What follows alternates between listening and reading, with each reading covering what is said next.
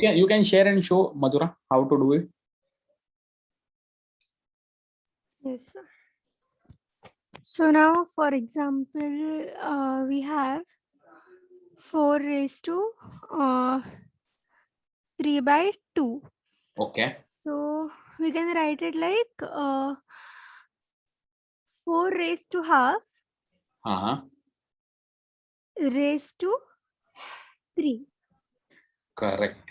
Now 4 raised to half is same as root 4. So we get root 4 Yes. into Cube. Yeah. yeah, it's cube, which is 2 cube. Correct. You are right. This is a very easy example, but we can solve it that way. Now, any fraction, we write it as 1 upon any number. Yeah. And there is a formula that root, now, for example, Nth root of m. equals to m raised to 1 by n. Correct. But how do you find nth root of m? No, that That is that's no. why I said that. That's why I said the denominator, if n is equal to 2 or 3, kind of you know, because it is square root or cube root. Yeah. But if n is equal to 5, then you don't know how to do that, right? I mean, that's what I'm saying. But you are right, absolutely right. You are right. Thanks for sharing. So, Sir, I have a question, sir. yes. Sir, you had given an example with 4. No, sir, you can take any number and do it. Yes, you can take any number, but only thing is that square root of 4 is very easy to find, but square root of 5 is difficult to find. Is it the square root of 3, sir? Square root of 3 also is 1.73 something is there. Okay, but it exists. Then we write it like whatever into root 5. Yeah. Correct. Something. So that's why I'm saying, see, maybe I have taken you 2 steps ahead. I should have first talked about those things. So maybe I think we will stop. We will first, before we go further, maybe we will just say, let me share the screen. And it is not just that square root. So let me put it. So we said that 2 raised to 1 is equal to 2 and 2 raised to 2 is equal to 4. The other way around is saying is that what we were saying is square root of 4 is equal to 2. Okay, and not square. And square root of, similarly, square root of 9.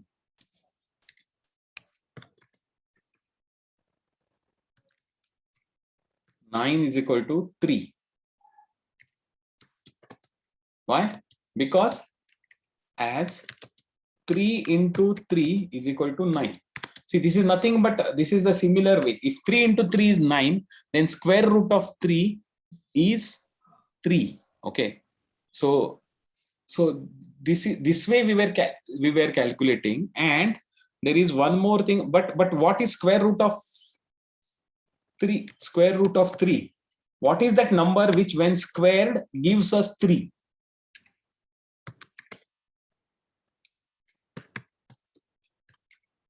It is not easy for us to calculate. There are ways of calculating, but we can just, there is a step-by-step method. Okay. Because we know that 1.5 into 1.5 is 2.25. So it should be more than that.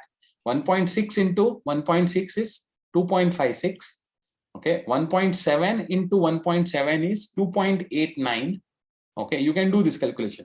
You can just check it. Okay. 1.6 multiplied by 1.6 is equal to 2.56, and 1.7 multiplied by 1.7 is equal to 2.89. And if you take 1.8 and multiply by itself, then you get 3.24. So now I am asking, what is that number which the square of itself is 3? So it will be somewhere between these two, right? Somewhere between these. So what is that number? We don't know, but finally if you do it, then you will get equal to 3.00. This is what you want, but what is that number? It will be between 1.7 and 1.8. It is actually 1.732, I believe. Let me just get it. I think you just check it on the calculator. 1.73, 1.732 or something. Okay. So you take 3 and you find square root. Yeah, 1.73205. Okay. So that is the number 1.732 multiplied by 1.732. It is not exactly 3. It will be like 2.99 or something. It will be 2.999, something like that. It is almost 3. Okay. So this is the way that actually square root of any number can be calculated, not just the perfect squares. See, these are 2, 4, 9, 25, 36, right? These are called as perfect squares. Okay, let me get that. I think these are all, I think first all this concept of what are perfect squares. So when I use the calculator, I got 2.999824. Something like that, right? You calculated, right? Okay. Yes. So perfect squares are nothing but numbers which are 4, 9, not 9, 25, 36, 49, 64, 81, 100, 121. These are called as perfect squares because their square roots are whole numbers. Because their square roots are perfect numbers. They are not point something. Are 2, 3, 4, 5, 6, 7, 8, 9, 10, 11. Right? Because square root of 4 is 2. Exactly 2. It is not 2 point something, something, something. It is exactly 2. Square root of 9 is 3. Exactly 3. Square root of 25 is 5. Exactly. In between I missed one. Sorry. 16. 25, right? Square root of 16 is 4. Okay, so these are called as perfect squares, but that does not, and their square roots are these, but does not mean that what about between 9 and 16 there are so many other numbers. What are their square roots? They are not whole integers, they are always fractions, something, point something. So it will be square root of 10 will be 3 point something something. Square root of 11 also will be 3 point something something extra than earlier one. So all these all the way up to square root of 15, it will be very close to probably 3.8 or 3.9 it will be. Okay, and then you will get 4. Square root of 16 is 4, and after 16 when you go to 17 the square root will be 4 point something. You get the idea, right? So these are called as perfect squares. I hope you got it, right? 4, 9, 16, 25, 36. These are all perfect squares of your natural numbers 2, 3, 4, 6, 5, 6, 7, 8, 9. Similarly, perfect cubes. Perfect cubes are 2 raised to 3 is 8. 4 raised to 3 is 64. 5 raised to 3 is 125. 6 raised to 3 is 216. 7 raised to 3 is 343, I believe. I'm not sure. 7 into 7. Yeah, I guess so. No, I'm not sure. There are only 10 perfect cubes from 1 to 1000. Sorry, I did not get. Yeah. There are only 10 perfect cubes from 1 to 1000. No, what? There are only tens. What? Sorry. 10 perfect cubes. No, there are not 10 perfect cubes. There are so many perfect cubes. From 1 to 1000. Oh, from 1 to 1000 there are only 10. You are right. 1 to 1000 is only this one. Okay. So you are right. So, and similarly, so why are these? Because cube roots of these numbers of these are 2. I mean, okay, in between again I missed. I don't know why I keep missing one in between. 8, 27. Because cube root of 8 is 2. Cube root of 27 is 3. Cube root of 64 is 4. Cube root of 125 is 5. Cube root of 216 is 6. So like this it goes on. But that does not mean the in between numbers there is no cube root. There is a cube root, but it will be something decimal. So if you take 10 and you find the cube root, you will be able to find it. You can do it on the calculator. Cube root of 10. I think it is okay. Let me make it 10 and 2.1544 is the cube root of 10. Okay, so like this you can always find this. And how did you find it? I'm not telling you how to calculate. So mathematicians have found techniques of calculating it. one of the technique was what Madhura said. For some numbers, you can calculate it that way, but there are other ways also that you can calculate, and they have calculated this all the way. Okay, every number they have calculated what is the square root, what is the cube root of that number. Similarly, the other way around, the power 10 raised to that number, even if you take 1.73, okay, 10 raised to 1.73, you can always find out 1.73. Calculator will give you, and there were earlier tables also. 10 raised to 1.73 is 53.70 something. So what mathematicians have done is, now I will stop sharing this one. What they call whiteboard. I want to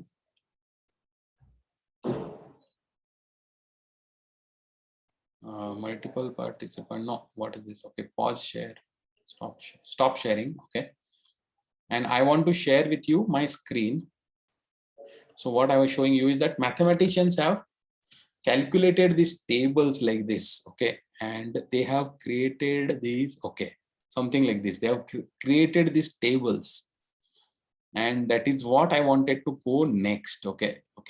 So what does logarithms of 10, 11, 12, 13, 14, 15, 16, so all the way up to 100 they have calculated.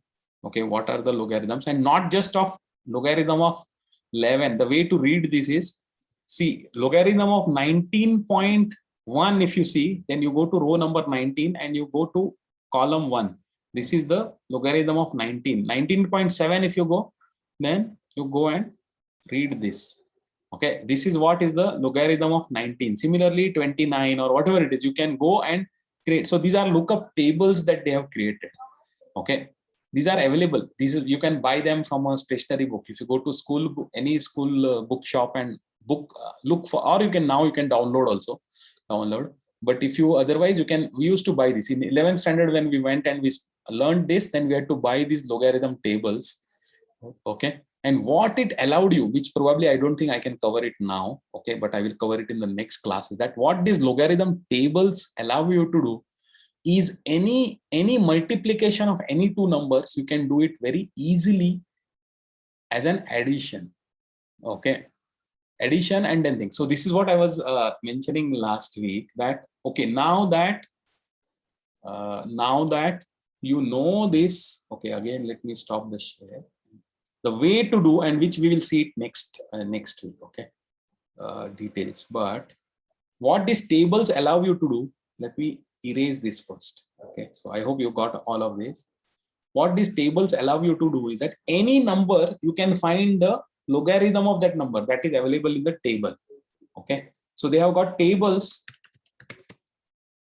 of all numbers, logarithms to base 10.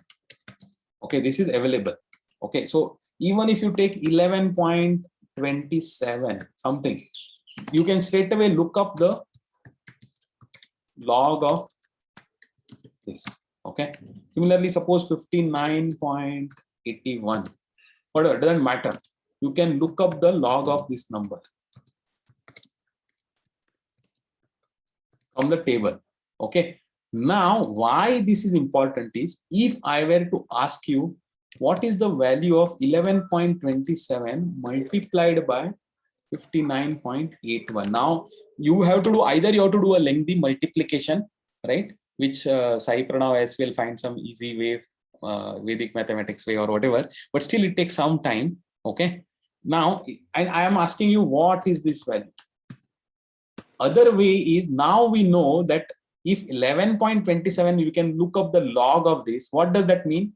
We are saying that 10 raised to log of 11.27 is nothing but 11.27 multiplied by 10 raised to, this is just another way of writing log of 59.81 is equal to what? Whatever is that what. Okay, because why? Because if log of some number n is equal to x, then it is same thing as writing as x is equal to 10 raised to log of x. right? Because we said that 100 is equal to 10 raised to log of 100. Log of 100 was 2. 100 is equal to 10. This is nothing but 10 is same as writing as 10 raised to, sorry, any number, it is same as writing as 10 raised to log of that number. Okay, so that is why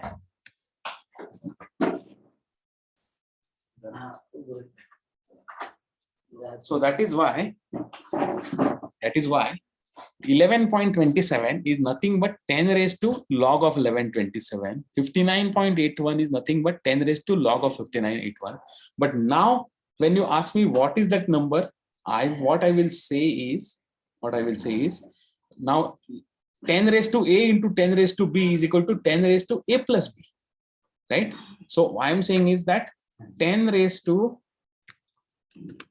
whatever is that log, first log of 11.27 plus log of 59.81 is equal to whatever is that number what. So addition is very simple to do. So we said that table lookup, you do the lookup of the logs of these numbers, you simply add. You don't have to multiply, addition, very simple. And then you find the anti-log of that, because now you want to know what is that number. So you have got some logarithm. So just as this table allows you from the number, it allows you to find out what is the logarithm. Similarly, there is a table that allows you to find out from the logarithm to find out what is that number. Okay, so this maybe this I will increase the. You can see the screen, right? You can see the screen. Anti-logarithms, can you see it? Yes, sir. Yeah. So anti-logarithms allows you from the log. If I give you the log, what is the actual number? This again, it allows you to look up. Okay. So it allows you to look up like this. So all the way up to. No, sir, we can't see the table. Oh, you can't see the table. I think I will stop sharing and I will share screen then. So that was in the table, sir. Oh, okay. See, okay. So what I was showing you is that, see, first you have a logarithm table. Okay. From any number, you can calculate the logarithm. So if 10 is the number, the logarithm, actually this is not 10. This is to be read as 1.0. Okay. Because the decimal point is assumed to be here. Okay. So this is not, the logarithm of 10 is not 0. Logarithm of 10 is 1. Okay. But 1.0 is logarithm of 1 is 0. Logarithm of 1.1 is 0.0. For like this table is just to look up. Okay. And what is logarithm of 1.9? This 19 means 1.9. Logarithm of 1.9 is. Yeah, can you see me? I had a network glitch, so I'm back. Can you see? Let me share the screen again. Can you hear me? Yes, sir. Okay. So the way to look up this table is nothing but, see, if you want to find out 1.9, then you come to the row 19. Okay. And 1.90 is first one. 1.91 is this. 1.92 is this. 1.93, 94, 95, 96, 97, 98, 99. After 1.99, it is 2.0. So 2.0 is again this. So like this is the table to be read. Okay. And this is for finding the log of a number. And if you know the log of a number and you want to find out what is the number, then you look up the anti-logarithm table. Okay. So if you know the anti-log of 0.0 is 1. The anti-log of 0.01 is 1.023 here. You see here, 1.023. The anti-log of 0.02 is 1.047. Okay, and this table tells you, and if you want to know, you can just calculate 10 raised to 0.02 you do. Okay, you do it in the calculator, 10 raised to 0.02. You will find it as 1.047. Just do it on your calculator. 10 y raised to x 0.02 is equal to, see, 1.0471. Okay, this is what I find it on my calculator.